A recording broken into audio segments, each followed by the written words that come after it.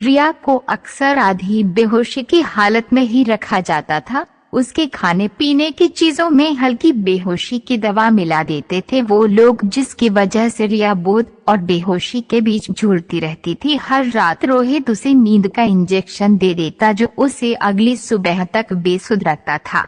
उसे उन लोगों ने किसी वीरान टापू पर रखा था, पर वे रिया पर कोई अत्याचार नहीं करते थे बल्कि उसका अच्छे से ख्याल भी रखते थे। उनकी दुश्मनी तो सिर्फ सैगल से थी। आज सुबह जैसे ही कल रात के इंजेक्शन का असर समाप्त हुआ, रिया ने धीरे से आंखें खोली। उसने रोहित और उसके 22 के कदमों की आहट सुनी।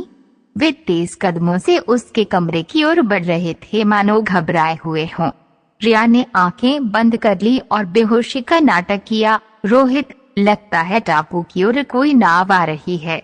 वो कौन लोग हैं और उनके इरादे क्या हैं, कुछ पता नहीं।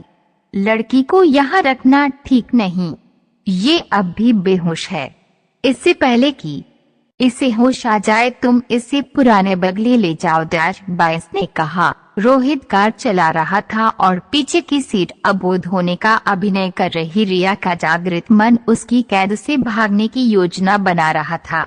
अचानक तेज बारिश होने लगी। रोहित ने बगले की गेट के सामने कार रोकी। बगला थोड़ी ऊंचाई पर था। गेट से पैदल ही चढ़ाई वाला रास्ता तय किया जा सकता था। बगले के चारों ओर घना जंगल था। कार से निकलते ही रिया ने कुछ दूर जंगल में कुछ लोगों को देखा। वह उनकी की ओर भागी। रोहित ने लपक उसे पकड़ लिया और खींचकर पेड़ों की ओट में ले गया। उन लोगों का ध्यान आकर्षित करने के लिए रिया चिल्लाई, पर तेज बारिश की वजह से कोई सुन न पाया।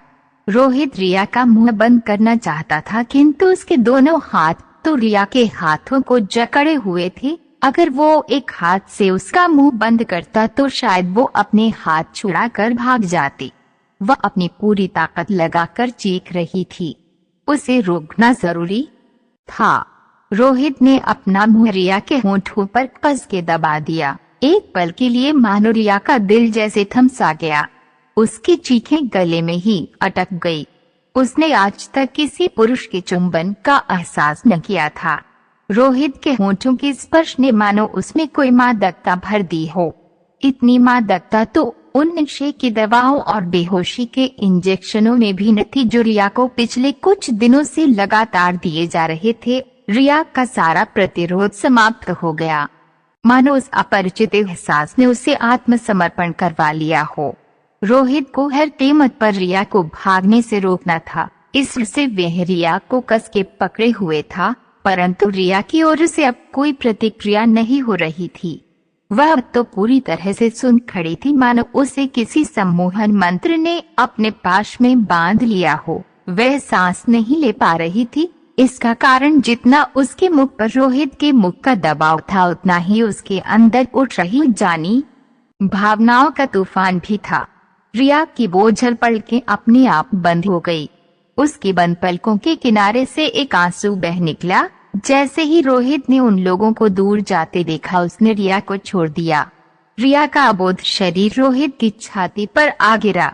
आंखें खोलो रिया, ये क्या हुआ तुम्हें? रिया है के गालों पर थपकियां देकर उसे होश में लाने की कोशिश करते हुए रोहित बोला। उसके लिए ये समझ पाना मुश्किल था कि रिया को क्या